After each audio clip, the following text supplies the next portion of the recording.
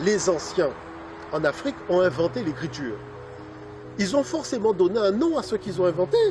Parce qu'on s'aperçoit que, par exemple, l'Europe, qui n'a pas inventé l'écriture, puisque l'écriture procède des Cananéens, de l'aveu même des historiens européens qui font autorité, je veux parler d'Hérodote ou de Dior de Sicile ou d'autres, ils disent que ce sont des Cananéens, qu'ils appellent des Phéniciens, qui avaient apporté l'écriture à des Noirs qui vivaient en Europe avant l'arrivée des Indo-Européens. Et les Indo-Européens envahisseurs sont arrivés au moment où il y avait cet échange d'informations. C'est pour ça qu'ils disent qu'ils ont appris cette technicité auprès des Pélages. Les Pélages qui étaient déjà là. Et même l'écriture latine n'est pas une invention de la gestation intellectuelle des Indo-Européens. Parce qu'il y avait un peuple qui était déjà là, un peuple négro-africain, qu'on appelait les Étrusques. Vous voyez? Et moi, je veux bien qu'on discute. Mais le problème, c'est qu'on a quand même analysé l'ADN des sépultures des Étrusques, et on a bien vu que cet ADN ne correspondait pas à l'ADN indo-européen. Donc, je dirais là-dessus, il n'y a même pas matière à discussion. Bon.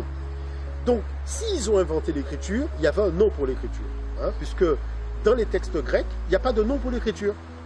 On dit la technicité des Cananéens, des Phéniciens. C'est-à-dire, c'est l'apport de la Phénicie. Voilà. Il n'y a pas de mot puisque ce n'est pas une invention faite par les Indo-Européens.